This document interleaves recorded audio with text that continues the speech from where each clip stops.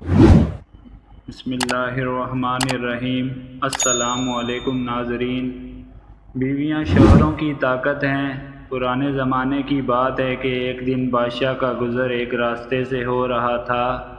راستے پر جاتے ہوئے بادشاہ کی نظر ایک مزدور پر پڑی۔ مزدور زمین سے ایک اونچے مقام تک بغیر کسی پریشانی اور تھکاوٹ کے بڑے بڑے پتھر اوپر پھینک رہا تھا۔ بادشاہ یہ منظر دیکھ کر حیران ہو جاتا ہے اور اپنے وزیر سے پوچھتا ہے، ایسی کیا خاص بات ہے اس آدمی میں جو یہ اتنا توانا، مضبوط اور طاقتور ہے؟ وزیر کچھ دیر غور سے سوچنے میں پڑ جاتا ہے اور پھر قدرے و شوق سے جواب دینا شروع کرتا ہے۔ عالم پناہ، جان کی امان چاہتے ہوئے بالکل یقین سے کہہ سکتا ہوں کہ یہ مزدور گھریلو ناچاکیوں سے بالکل بے خبر ہے۔ اس کی بیوی اسے دل و جان سے پیار کرتی ہے اور ہر وہ کام کرتی ہے جس سے مزدور کو خوشی ملتی ہے، اور اس کام سے دور رہتی ہے جس سے مزدور کو ٹھیس پہنچتا ہو۔ دربار میں آتے ہی بادشاہ نے اپنے 2-3 درباریوں کو حکم دیا کہ جا کر مزدور کی زندگی کے بارے میں سب کچھ معلوم کر کے آؤ۔ درباری مزدور کے گھر کے پاس پہنچ گئے اور مزدور کی زندگی کا ایک ایک لمحہ نوٹ کرتے گئے۔ ہفتہ بھر درباریوں نے مزدور کے بارے میں کافی معلومات اکٹھے کیے اور واپس دربار پہنچ گئے۔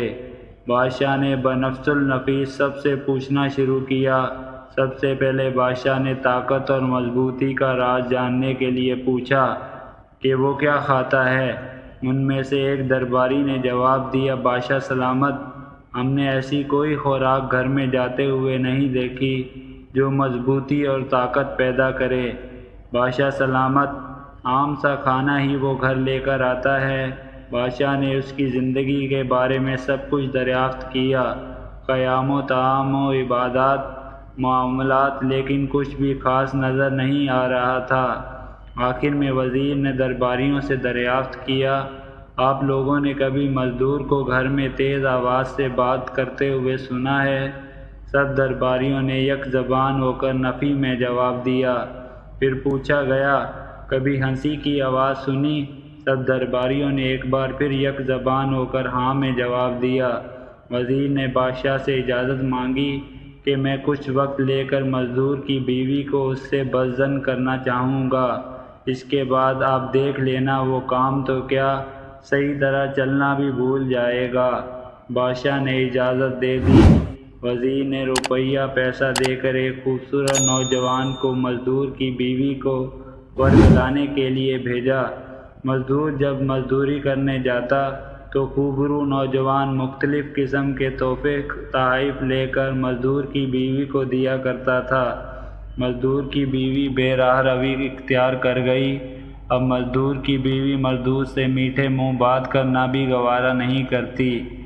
دونوں میاں بیوی کی درمیان انبن شروع ہوئی۔ مزدور پر جیسے غم کے پہاڑ ٹوٹ پڑے۔ اب وہ محنت مزدوری اچھی طرح سے نہیں کر سکتا تھا۔ اب وہ کمر پکڑ کر کام کرتا تھا۔ بیویاں شوہروں کی طاقت ہیں۔ وزیر نے بادشاہ سے کہا، اب مزدور کی حالت دیکھنے چلتے ہیں۔ دونوں اس جگہ چلے جہاں مزدور کام کر رہا تھا۔ بادشاہ اس کی حالت دیکھ کر حیران رہ گیا۔ اب وہ ایک پتھر اٹھانے میں دقت محسوس کر رہا تھا۔ ایک پتھر اٹھا کر وہ آہستہ آہستہ چلتا ہوا پتھر رکھ کر آتا۔ بادشاہ سے اس کی حالت دیکھی نہیں جا رہی تھی۔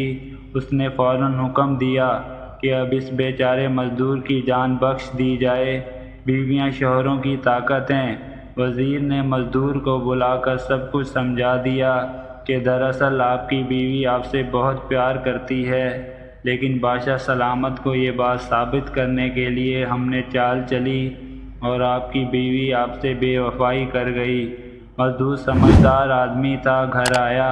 جب مغرب کی اذان ہونے لگی، مزدور لوٹا اٹھا کر طہارت کے لیے چلا گیا۔ راستے میں جان بوجھ کر اس نے لوٹا گرا دیا۔ لوٹا ٹوٹ گیا۔ مزدور دھاڑیں مار مار کر رونے لگا۔ بیوی نے جب شوہر کے رونے کی آواز سنی تو فوراً وہاں پہنچی۔ شوہر سے پوچھنے لگی، کیوں رو رہے ہو؟ شوہر نے جواب دیا، لوٹا ٹوٹ گیا ہے۔ بیوی حیرانی سے کہنے لگی، اس میں رونے کی کیا بات ہے، نیا لوٹا لے لینا۔ شوہر اب لوٹے کے ٹکڑوں کی طرف اشارہ کرتے ہوئے کہنے لگا، میرا اس لوٹے سے پردہ ختم ہو گیا تھا، اب دوسرے لوٹے کے سامنے خود کو بے پردہ ہونے کی وجہ سے رو رہا ہوں۔ بے شک لوٹے اتنے مہنگے نہیں ہیں، پر میری عزت تو مہنگی ہے نا۔ بیوی بھی سمجھدار تھی، فوراً اپنے میاں کا اشارہ سمجھ گئی اور اپنے میاں کے قدموں میں گر کر معافی مانگنے لگی، اور یوں مزدور اب دوبارہ توانا، مضبوط اور طاقتور بن گیا، کیونکہ بیویاں شوہروں کی طاقت ہیں۔ بیویاں اپنے شوہروں کی طاقت ہوا کرتی ہیں۔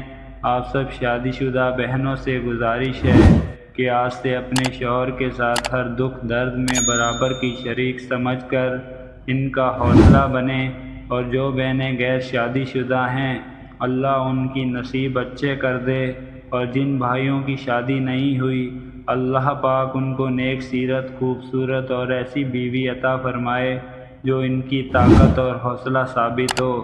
آمین ثم آمین۔